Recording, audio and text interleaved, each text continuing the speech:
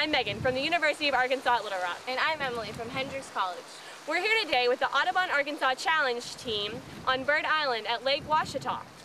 30 to 50,000 purple martins stage here every year in late July and August before they begin their migration to South America.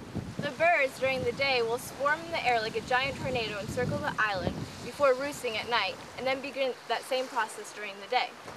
Upon arrival, we've already encountered several pieces of trash, from plastic bottles, styrofoam cups, tires, and even random pieces of concrete on what is supposed to be a bird sanctuary.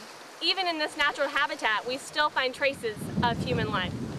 Let's keep this habitat to the purple martins.